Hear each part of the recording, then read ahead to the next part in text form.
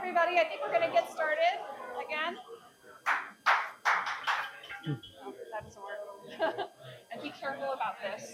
I will try. I'm a klutz. It We'll see what Paul happens. very nervous.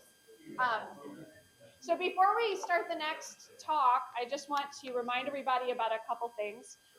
First of all, if you want to sign up for the soccer, come and let me know. That's tomorrow night at 8 o'clock at Stamford Bridge.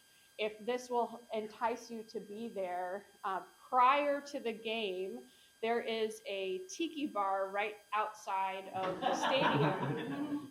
And Greg Marr of Look North, I'll say this since he's gone, is did I say that? Oh, New Jersey. Yes, New Jersey. I'm too tired to remember what I'm saying. Greg Marr from New Jersey is sponsoring drinks prior to the game. So I'll provide more specific information probably tomorrow, but so that'll be happening. This will wrap up, then we'll head over. There'll probably be a group. Yes. See, but he is paying for it. Yes. This is how our conference meetings work. Greg steps out and he's paying for everything after that. And so something else I need to remind people. Oh, Mayhem! Don't forget about Mayhem. Think about like what fun thing you might want to show everybody tomorrow afternoon. And tonight it's at Fox on the Green. I posted the information in the Slack channel. It's just right across one of these streets. It's not that far. And it'll be starting at 6:30. Food's probably going to be out there about 6:45 to 7. So they tell me. So, but there'll be drink available prior to that. So. All right, and now I'm going to turn it over to Ollie. Oh, thank you. Cool. Hello, everyone. Welcome to London. So I'm going to introduce our final speaker for the day. This is Andy. I've known Andy for 20 years, scarily. We first worked on a project together when I first started out, when I was first solo. We built a custom CMS of our own. Well, Andy did. He built it for me. Yeah, he's a top man at PHP, knows exactly what he's talking about. We did actually go on and build a second CMS of our own, which was a full e-commerce system. I think probably the biggest project we've ever done. So yeah, PHP-wise, Andy knows his stuff, and he's going to be talking about CMSs and a bit of Laravel, if I'm correct. A little bit, maybe. So over to Andy Savage from SavageScape.com. Yeah. Thank you. Thanks, Ollie. House, should we dim the lights? Yes. Thanks, Ollie. So as Ollie said, I'm Andy Savage. I'm the founder of SavageScape, a small but perfectly formed development studio in the northwest of England, and we do stuff with PHP. But before I go any further, I really do need to make a confession. I don't know the first thing about Expression Engine. I've been using it now for 2 or 3 weeks. And maybe that's the point, because what I do know about is connecting back-end services and making websites do things. For the past 25 years or so, I've been developing lots of PHP applications and websites, largely for the enterprise, which is a little unusual because way back then, PHP wasn't really considered suitable for corporates or the enterprise. It was not very mature. And so I'm hoping we can go back to the 90s and talk about the start of PHP and see how it's matured over the years. So 97, I think it was, PHP 3 was released. The Wild West, it was a different world back then. So effectively, when you entered the URL into your web browser, if it ended in, well, every URL mapped to a file on disk. And if it was a PHP script, it might look a little bit like this.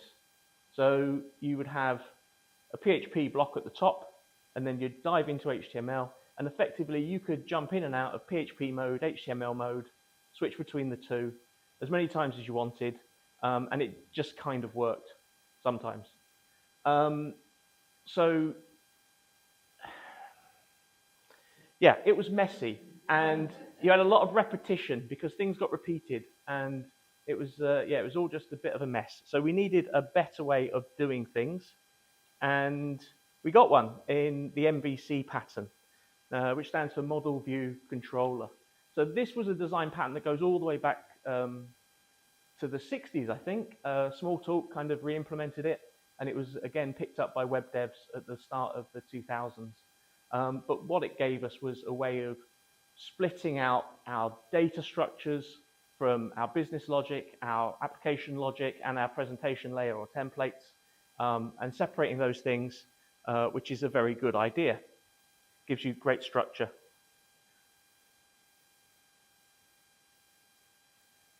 And it's the way we started to do things 20 years ago, and it's the way we still do things today. So PHP wasn't the first web environment to come up with it. Ruby on Rails made it popular again. Ruby is an interesting little programming language, but it was the on Rails part of it which kind of was of interest, really. In the on Rails, Rails was a kind of built-in framework that gave you that structure that frameworks give you. So you'd create a new project for Ruby. It would create the directories on disk for you, so you knew where to put things. You weren't starting from scratch every time. And then in 2006, CodeIgniter brought a lot of these ideas to PHP. And although CodeIgniter wasn't the first kind of PHP framework, it was very popular very quickly, really caught on. It was lightweight, it was fast. And another thing that it brought for us was the idea of proper routing. So no more were the URLs you entered tied to files on disk. You could reuse code in a much more sensible way and do more interesting things with URLs. So there's some common ground, obviously, between Expression Engine and CodeIgniter. They've got the same origins.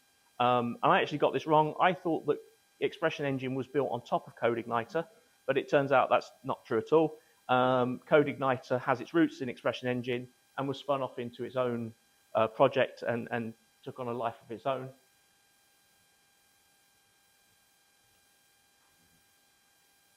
And while this was all going on, there were many PHP frameworks coming and going. Symfony is like the OG of them all.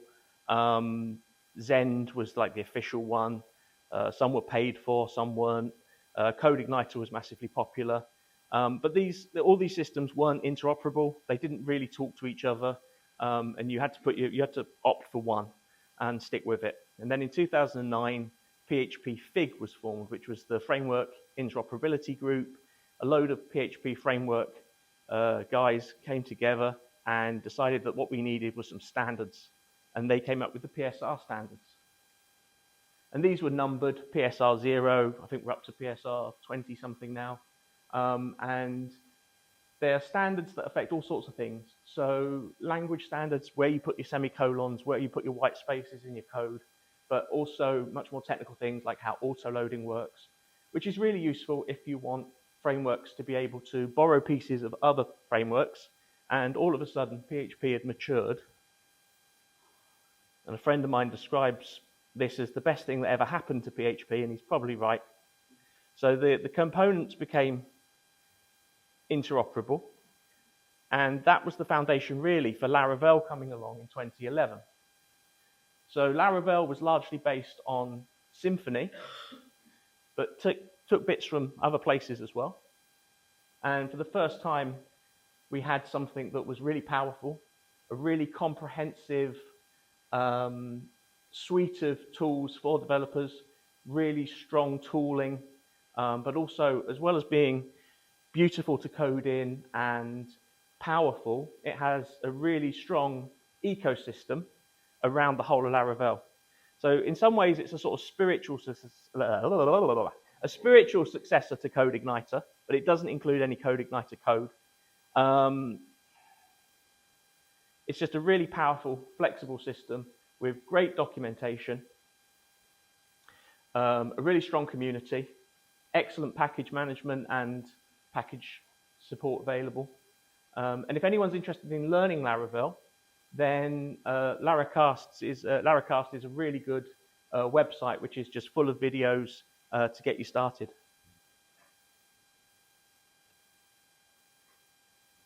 So a quick comparison of EE and Laravel, because they both spiritually kind of, they share that MVC ethos. So you have your data layer, which in expression engine is represented by channels and fields.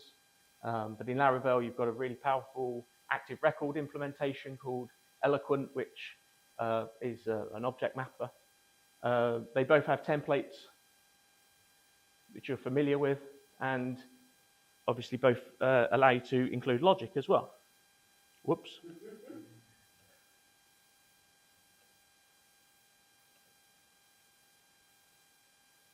So yeah, Laravel, really powerful way of interacting with your data, your models.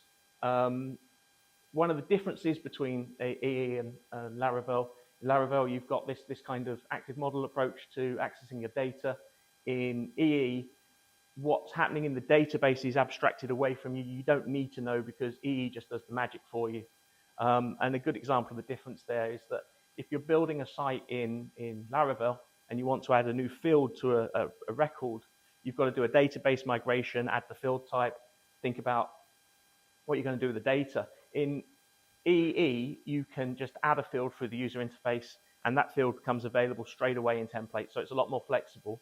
And neither system's the right way of doing it. They're just different, and therefore usable in different sort of use cases.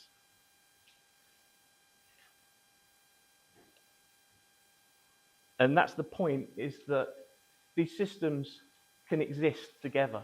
EE and Laravel can coexist and do different things. And so, being new to EE, I wanted to see what we could make it do, see if we could come up with a problem and see if we could fix it. So I'm introducing Dodgy Dave, who is from sunny Grimsford-on-Sea. And we built him a site, or we tried to build him a site in Expression Engine.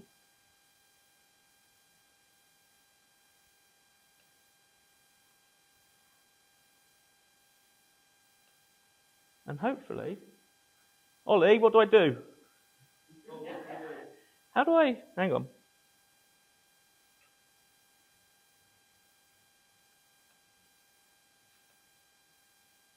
Okay, so this is the site we've built for Dodgy Dave.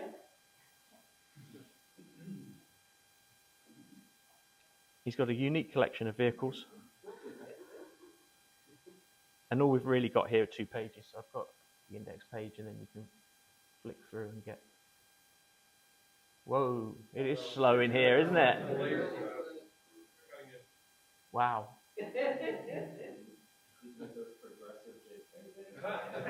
Oh, you wait till you see the template code. So while it's doing that, I'll show you the back end, what I made. Oh, so this you know this better than I do, but you can see our channels and our entries for the vehicles. So Dave loves his site because he can easily add new vehicles anytime.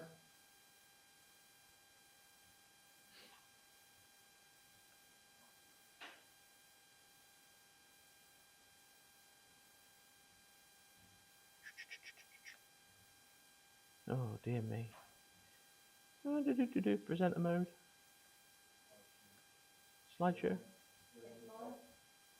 Huh? Left. Slideshow. Ah. Oh.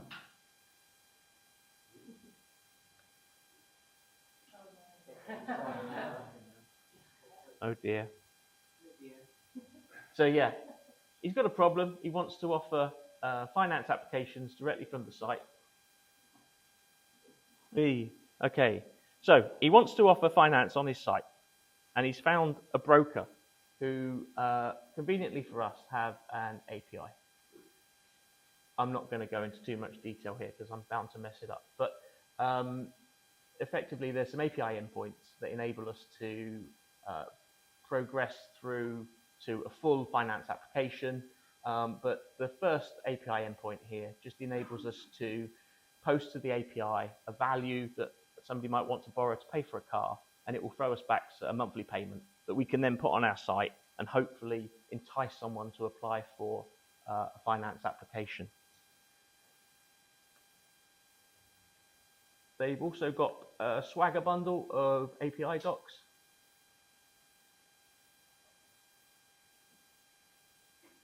So that should look familiar to anyone who's done much in the way of API stuff. And what else did they give us?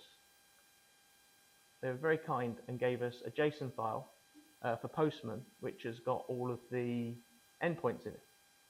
So we can easily fire up Postman and try to hit this API and see what we can make it do.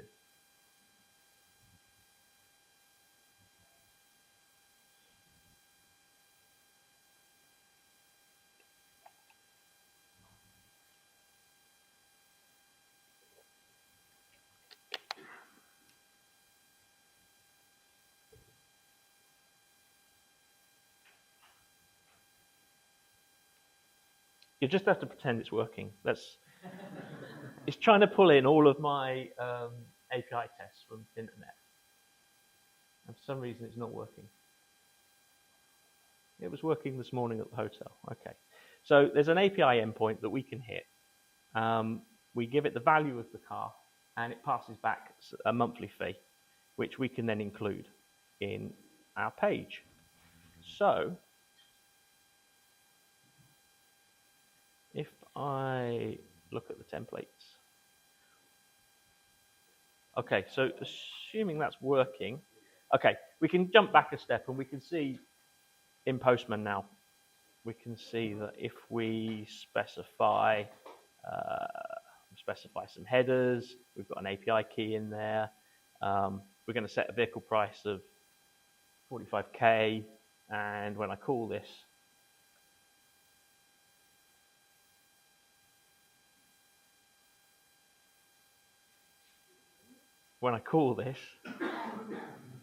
there we go. We do actually get something back, and we can format it nicely. So to borrow 45K to pay for the kit car, then it's going to be $1,300 a month for 36 months. Okay. So if we can replicate this API call within Expression Engine, we can get that data onto our page, and that's what I was trying to do.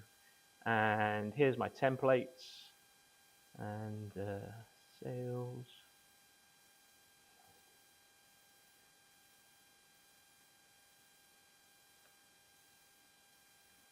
Okay, I don't know if you can see that. I'm going to try and make it bigger.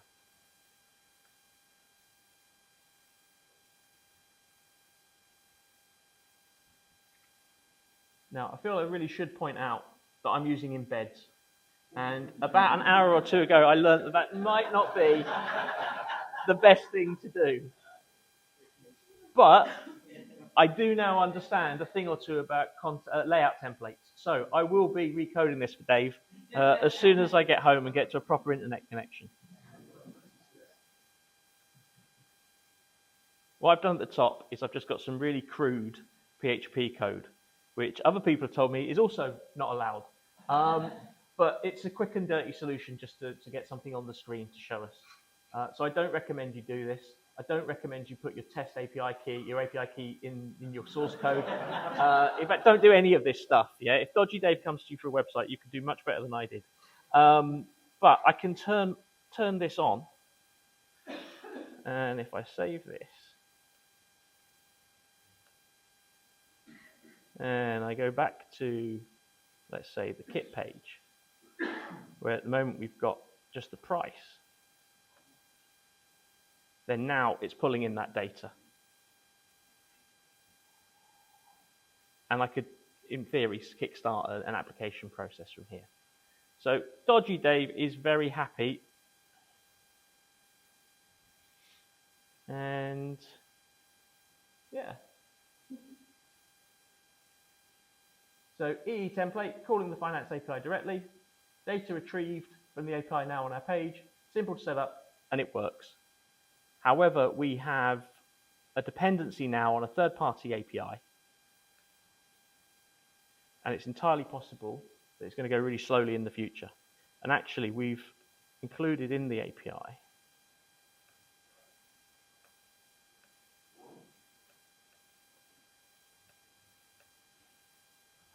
I need a new laptop.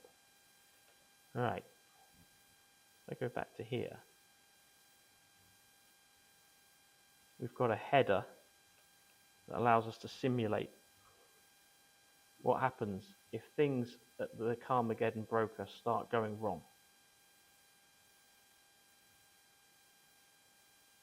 So we've set their API to slow mode. And if I go back here and I choose the DeLorean, and this time it's not the internet connection, it's the fact that the API is just responding really slowly.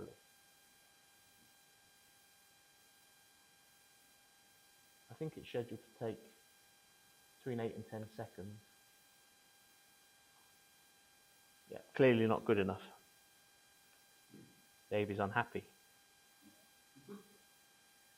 So that was my original problem, and I thought, right, how are we going to fix this? And what I should do is learn how to do it properly in EE, but I decided to build a Laravel proxy that could sit in between the API and our code, and do that bit for us so that we can simplify what we're doing in EE, and also open up the possibility of doing a lot more in this Laravel middleware. So for instance, if we develop this fully, people would be applying for credit. Sometimes those applications might go through in a few seconds if they're auto-approved. Sometimes, though, they might be referred to an underwriter, might take a week to get back a decision. So not everyone's going to have the same experience, and delays are going to be involved. By using a Laravel middleware, we get all the benefits of Laravel, so things like queues and jobs. So we can do some more processing there. We can immediately feed back to the user and say, we've got your application, and then we can process that in our own time via manual intervention, or we can send emails when we receive updates via webhooks, those sort of things. And because we control the response to the browser, we can make sure that that's lightning fast. We can rely on it being fast. So we've implemented a Laravel middleware. And if I change the host name in my code, so instead of pointing to Carmageddon, it's now going to our Laravel middleware. Then if I click on the DeLorean, it should be back to being quick.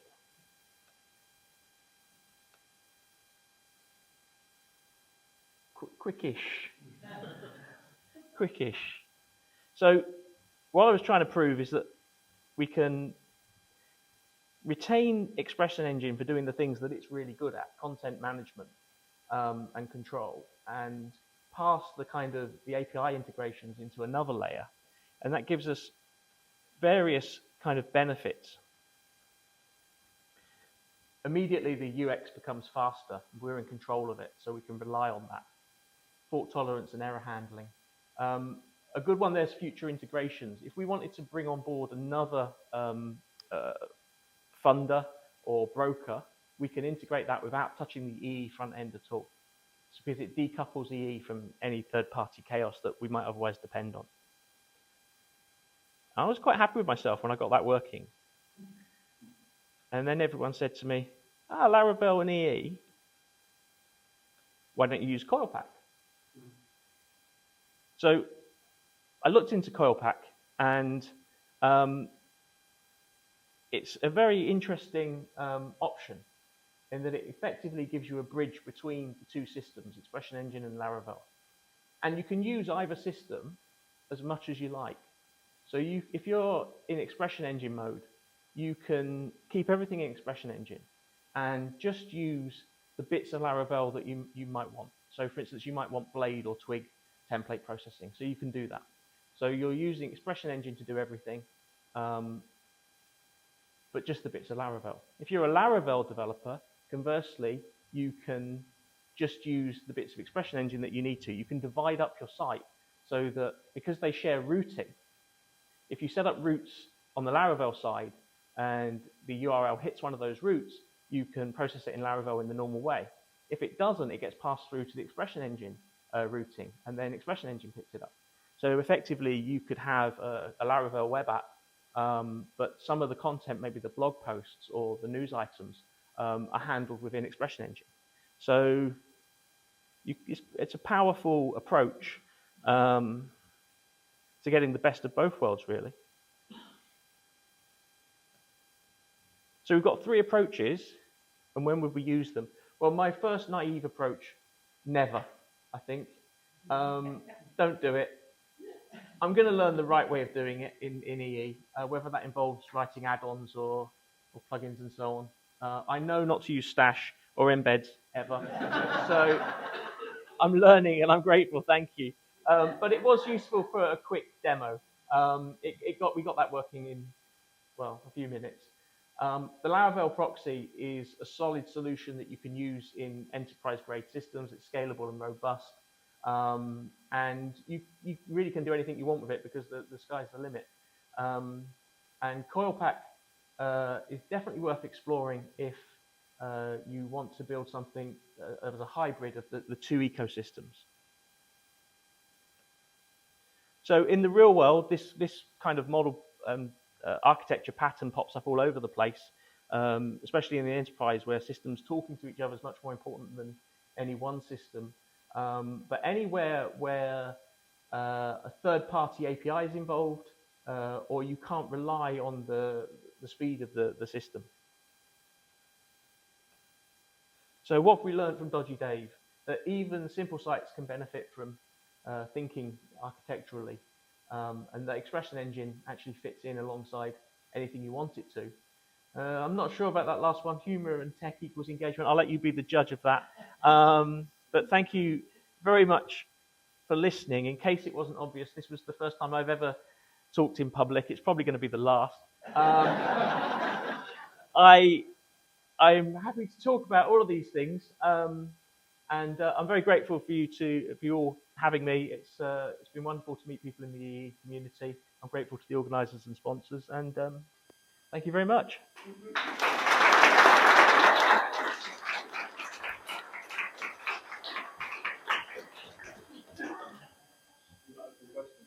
Oh, no questions, Your Honour. Any questions? I knew you'd have a question. You've had a question for everyone. Yeah. I don't understand the proxy thing. Like, we didn't see sort of where that Laravel code was going, and all you did was change the endpoint. So I guess I'm just, I mean, you said it's faster potentially, but aren't you sending all the same payload, the same API key, the same request? Yeah, that's so what's the point of that being in the middle? And is that not just another thing to maintain? Like, I guess I just don't quite understand because I didn't see it. So yeah, I should have gone into the code a bit more, but I'm not going to do that now. Effectively, it is working just as a proxy there. So yeah, you're right. The first time, you're just proxying through whatever would have happened from the API. So if they were going slow, you'd have a problem. However, effectively, you could use that as a cache. So, and you can preload caches.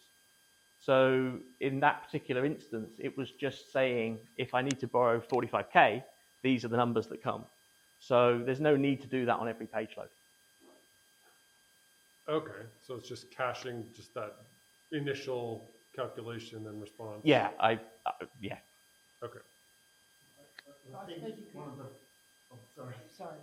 I was going to say, I think one of the points with the kind of proxy Laravel was that you had the queuing system in there, which obviously means that you don't have to wait for it to happen because it's put in the queue.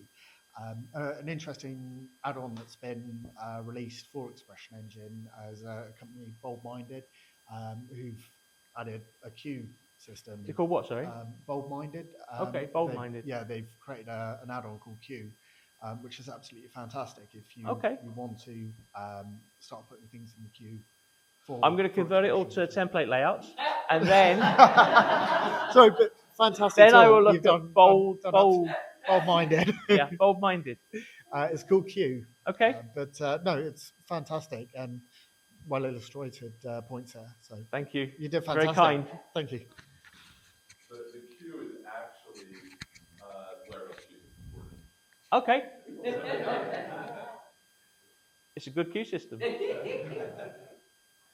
Would you like your telephone back? Thank you. Can I go now?